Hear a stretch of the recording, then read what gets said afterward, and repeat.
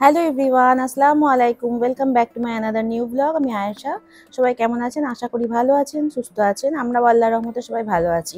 এখানে ৩-৪ দিন বাদ বেরিয়েছে, রোদ বেরিয়েছে, সবাই নিয়ে ছাদে কাপড় মেলছে, ওটাই আমি আপনাদেরকে দেখাচ্ছি। আর দেখাতে দেখাতে আমি কথাও বলেছিলাম, কিন্তু পরে দেখছি যে ওটা আমার মাইকটা বন্ধ হয়ে গেছিলো, দিয়ে আমাকে এখন আবার পরে ভয়েস ওভার দিতে হচ্ছে।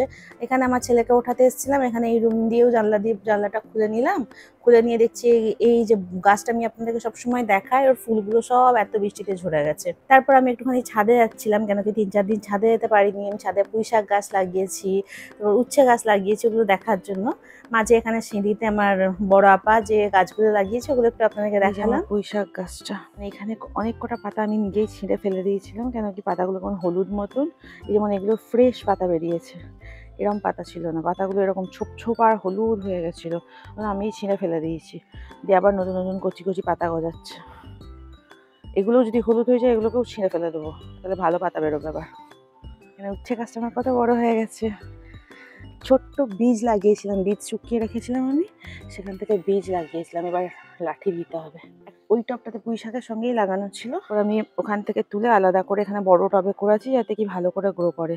এই মাটিটা নতুন করে বানিয়েছি এবার। আলহামদুলিল্লাহ আজকে রোদ উঠেছে। আল্লাহ, আমার না এত বৃষ্টি হলে একটাই চিন্তা হয়, যাদের গরিবদের ঘরে কি হচ্ছে দশা, যাদের ঠিক করে মানে টালির ঘর ধরুন, ঘরে পানি ঢুকে যায়, ওদের জন্য আমাকে প্রচণ্ড খারাপ লাগে।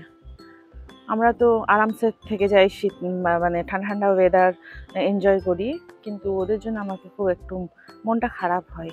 খুব ঠান্ডা পড়লেও হয় ওরকম মনে হয় কি কি হবে ওদের। বাদ বাকি আমার গাছ তো খুব মাশাআল্লাহ ভালো গ্রো করছে, এতে বৃষ্টির পানি পেয়েছে আরই ভালো গ্রো করছে এটা। এরপর আমি ছাদ থেকে নেমে চলে এসেছিলাম, সব আমার তদারকি করা হয়ে গেছিল, পানি লাগবে, কি করতে হবে না করতে হবে। তারপর নেমে চলে এসেছিলাম। আমার মেয়ে নিচে নাস্তা বানাচ্ছিল, আফিফা। বেটু, অজান বাচ্চা ওঠো। দেখি আমার এইদিকের গাছগুলোর কি দশা। মাশাআল্লাহ, আমার কারি পাতা গাছটা কত সুন্দর হয়েছে, বড় বড় হয়েছে পাতাগুলো, বৃষ্টির পানি পেয়ে আরো যেন সুন্দর হয়ে গেছে।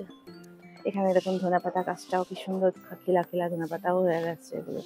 এই গাছটাতে অনেক পাতা বেরিয়ে গেছে, ফুল সব নিউ পাতাগুলো পুরো চকচক করছে পাতাগুলো।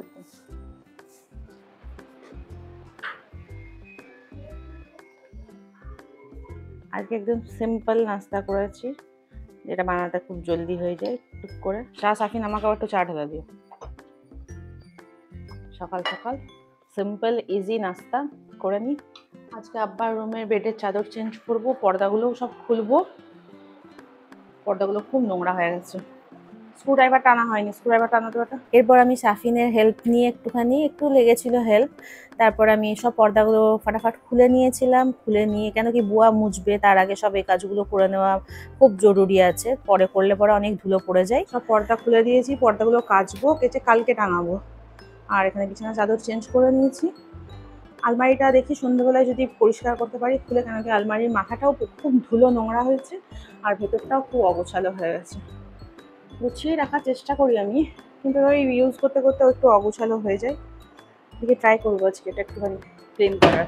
এখন তো পসিবল নয়, এখন অনেক দেরি হয়ে গেছে, রান্না বান্নাও করতে হবে। এবার আমি পর্দাগুলো চারটে চারটে করে দেবো, কেন কি 8টা পর্দা আছে, চারটে চারটে করে মেশিনে ঘোরাবো। একসঙ্গে সব কটা দিলে হবে না, অনেক বেশি ওভারলোড হয়ে যাবে মেশিন।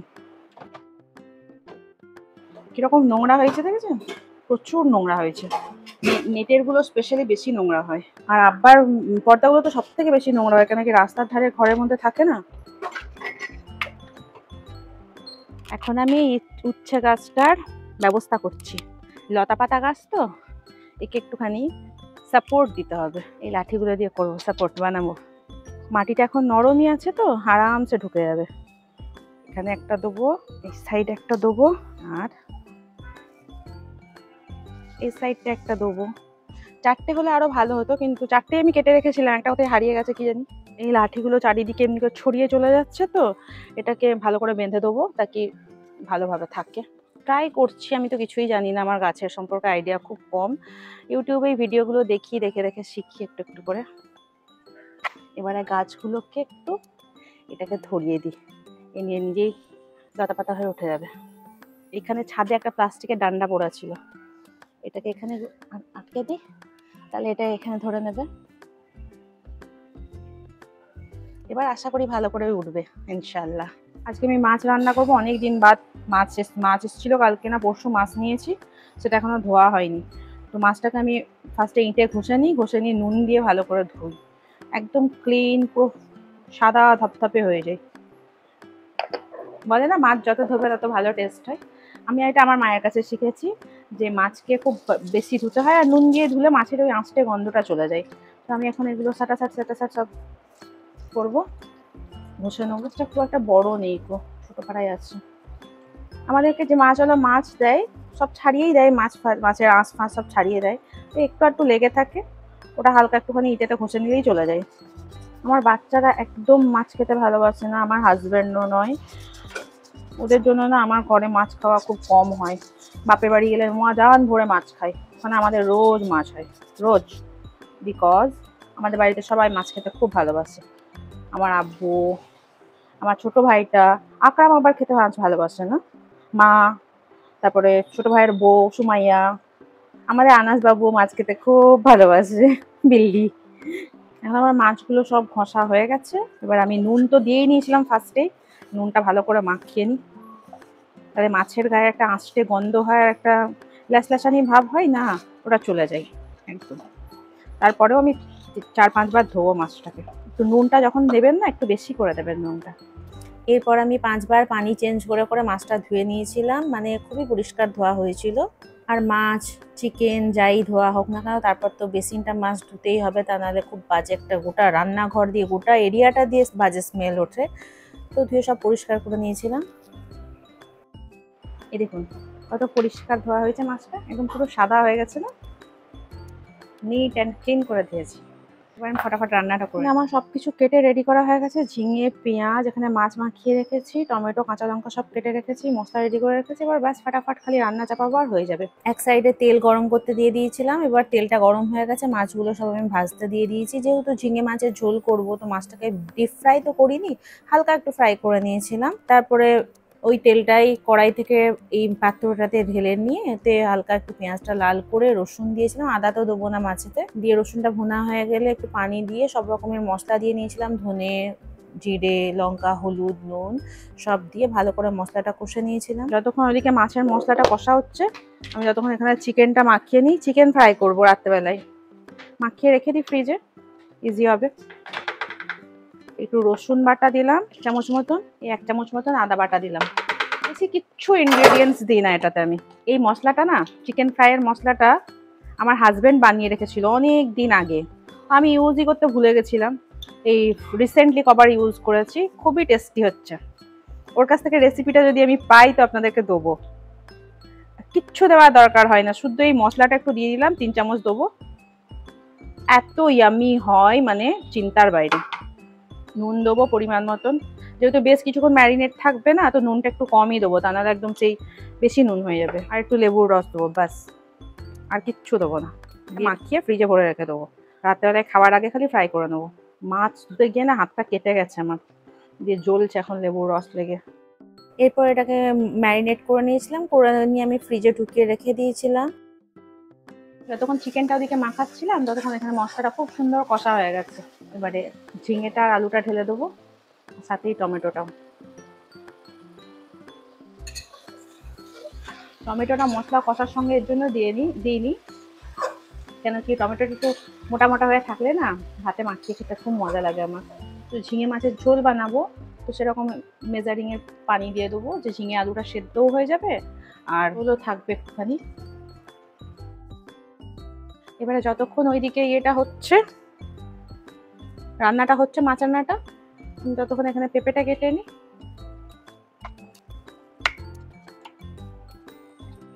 পাকা পেঁপে খেতে আমাকে খুব ভালো লাগে, গাছ পাকাটা খাস করে, যেটা খুব মিষ্টি হয় একদম।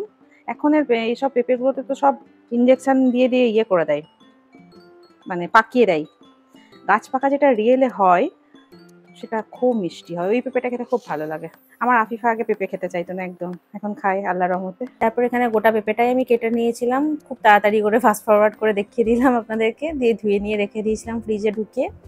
এবারে দেখি এটা সেদ্ধ হয়ে গেছে নাকি। এই সময়তে মাছগুলো একটু ঢেলে দিই, সাথে এই কাঁচা লঙ্কাটা।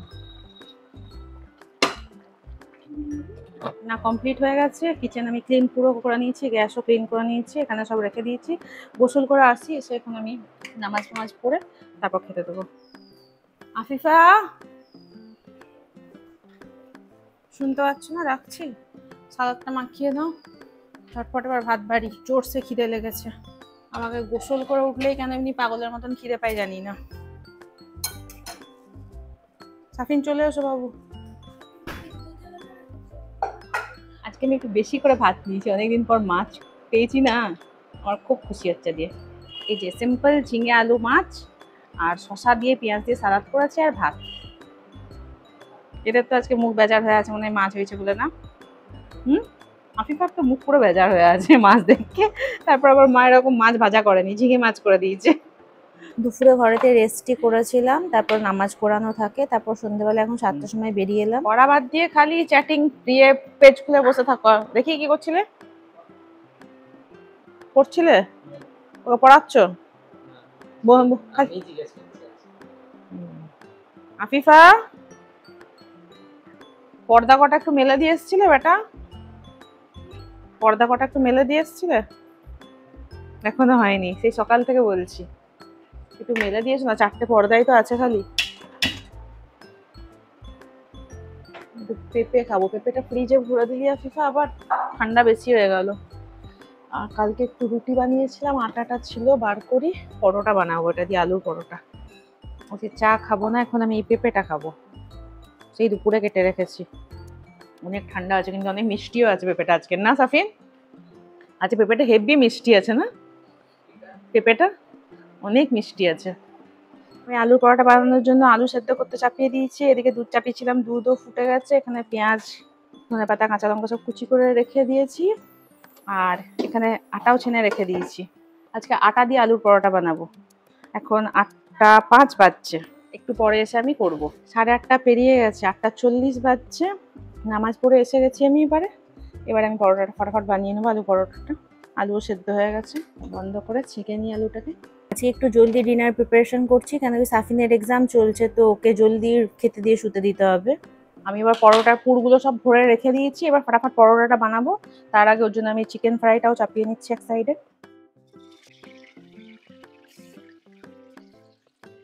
এবার এখানে তাওয়া চাপিয়ে নিয়েছি সাটাসাট, এবার আমি পরোটাগুলো ভাজবো, ব্যাস তাহলে ডিনার রেডি হয়ে যাবে।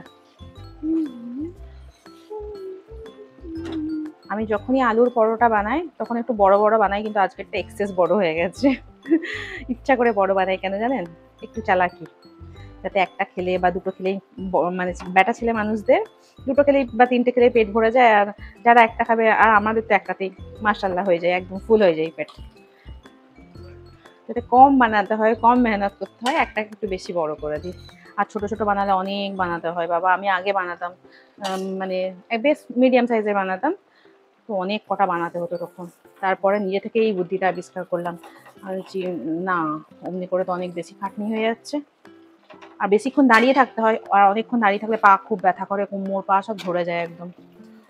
তো এটা তার সলিউশন, আপনারাও করতে পারেন অ্যাপ্লাই। টেস্টের তো কোনো ফারাক হয় না, টেস্ট খুবই ভালো হয়। আজকে আমি ময়দা দিয়ে করিনি, আজকে আমি আটা দিয়ে করেছি। আমার বাচ্চাদের একটুখানি মনটা খারাপ হয়ে গেছে, মা আটা কেন করলে, ময়দা কেন করলে না। আজকে মাঝে মাঝে আটাও খেতে হয় বেটা, সবসময় অত ময়দাগুলো খেতে নাই। ময়দা হেলথের জন্য তো খুব একটা ভালো নয় না। আমার বাচ্চারা আমাকে কত সুন্দর এটার দেয়, রিভিউ দেয়, সবসময় দেয়, জানি না আজকে দেবে নাকি। বলে মা তুমি ওয়ার্ল্ডের বেস্ট আলুর পরাঠা বানাও। আজকে আমি আপনাদের সঙ্গে আলুর পরোটার রেসিপিটা শেয়ার করলাম না, কখনো করেছিলাম আগে, অন্য একটা ভিডিওতে করেছিলাম। ওই ভিডিওটা আমি আই বাটনে লাগিয়ে দেবো, আপনারা ওই ভিডিওটা দেখলে আমার আলু পরোটার ফুল রেসিপি পেয়ে যাবেন। আমি আলুতে কি মশলা দিই, কেমন করে করি। কি চলছে? এ তো স্টোরি বুক করছে। তুমি কি করছো? এটা কার ফোন? তোমার কালকে কি এক্সাম? আমি কিছু বললে তখন তোমার টাইম নষ্ট হয় না। আর এটা কি হচ্ছে? চেস খেলা হচ্ছে কালকে এক্সাম। তো তাহলে আমি যখন কিছু বলি তখন কেন করো ওরকম? চলো, খাবার হয়ে গেছে, রেডি। আপনি তোর ঘর থেকে কিরকম একটা সুন্দর সেন্ট ছাড়ছে, কিসের বল দেখি? মানি প্ল্যান্টের পানিটা চেঞ্জ করেছিল আজকে? আমার মামনিটাও এখানে একটা ছোট্ট মতন রেখেছে, এটা অ্যাকচুয়ালি আমিই বানিয়েছিলাম, ওর খুব পছন্দ হয়েছে, ছোট কিউট মতন বলে ও নিয়ে নিয়েছে। আমি ওর কটা স্টোনও ভরে দিয়েছি তলাতে ওর জন্য, আর একটু সুন্দর লাগবে বলে। চলো চলো চলো খেতে চলো, বেটা টেবিলে লাগিয়ে দিয়েছি। হওয়া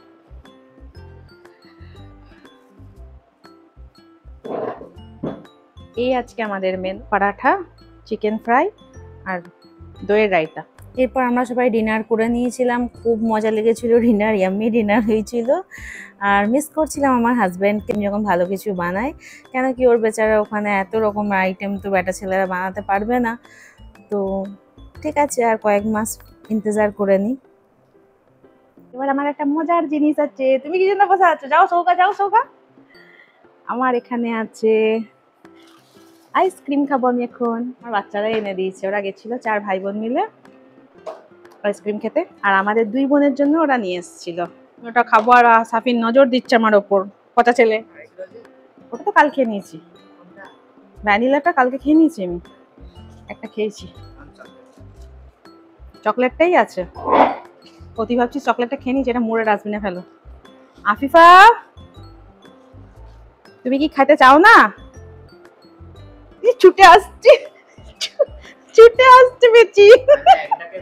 হ্যাঁ একদম বলে শুনতে পাচ্ছি না, শুনতে পাইনি।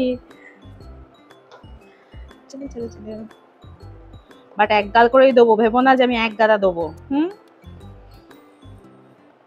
দেখি দেখি দেখি কত, হ্যাঁ কত বড় বাইট নিচ্ছিস দেখি আমি। আরে একটু নে, আর একটু নে। আরে বাবা, হ্যাঁ আরে বাবা আমরা মা হই, নে খা। না তুমিও নিজের খুশি মতন তুলে নাও।